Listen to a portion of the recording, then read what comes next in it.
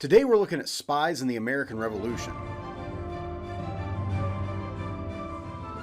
Hello, welcome to the Daily Bellringer. Please don't forget to subscribe and take a look at the questions down in the description. Also, don't forget to check out dailybellringer.com where you'll find more resources that go with many of the Bellringer videos. Spying or espionage, the act of secretly gathering information or intelligence about your enemy, has been part of warfare since really the dawn of mankind.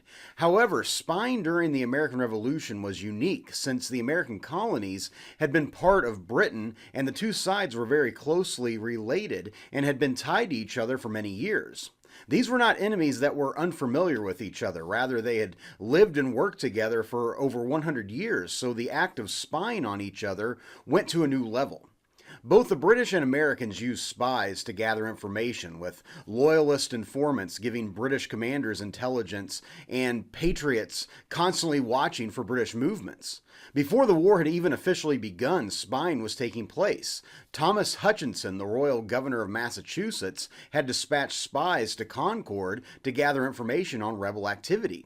In fact, it was through this gathering of information that British troops would march to Concord, sparking the opening shots of the American Revolution. And likewise, it was also through Sons of Liberty spies that information was gathered indicating the British were on the move, prompting writers such as Paul Revere to ride into the countryside west of Boston, warning that the British were coming. George Washington, commander of the Continental Army, became a master of espionage and intelligence. One British officer was quoted as saying, "Washington did not really outfight the British, he simply outspied us." Washington gathered information about the British movements, troop strength, and supplies through a web of informants, feeding him information.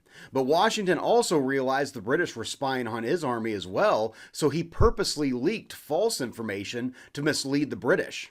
Early in the war, Washington began dispatching spies to retrieve information on the British. One such spy was Nathan Hale, who volunteered to go behind enemy lines and gather information on Long Island in September of 1776. Hale was captured and put to death by the British, and it's said that before his execution he uttered the famous quote, "I only regret that I have but one life to lose for my country." Soon after, arguably the most famous spy ring of the war, the Culper Spy Ring, was established. They were a group of civilians and officials living in New York that developed a system of gathering information and then secretly feeding that information to the Continental Army.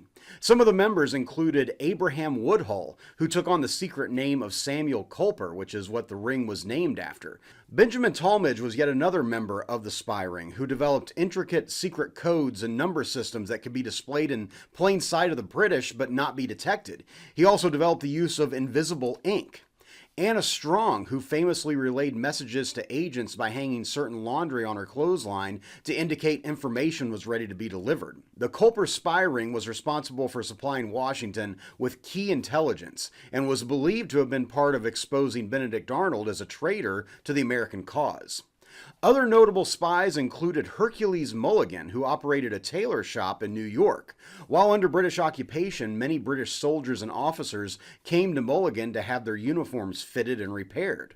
Mulligan developed a good relationship with the British and was able to learn about British troop movements and military objectives, which he then passed on to George Washington, hidden away in clothing packages.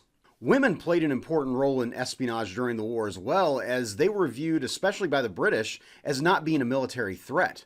Women such as Lydia Dara in Philadelphia had British troops occupy her home. When British officers had meetings, she would hide in a closet and listen to their plans. She would then write the information down on a small piece of paper that she could fold small enough to fit inside a shirt button. She would then sew the button onto her son John's shirt, and he would deliver the information to the Continental Army. Additionally, African Americans gathered key information for the Patriots. James Armstead worked closely with Marquis de Lafayette in gathering information on British troops under British General Charles Cornwallis at Yorktown. It is said that Armistead was asked by Cornwallis to spy on the Americans, and so Armistead served as a double agent, spying on the British while pretending to be collecting information on the Americans. It is said that after Cornwallis surrendered at Yorktown, he was extremely angry to learn that Armistead had been lying to him the entire time. Although most remember the Revolutionary War's major military engagements such as Saratoga, Trenton, and Yorktown, the battle of intelligence raged behind the scenes and played an important role in the war's outcome. So with that, hopefully you learned something, and thanks for watching.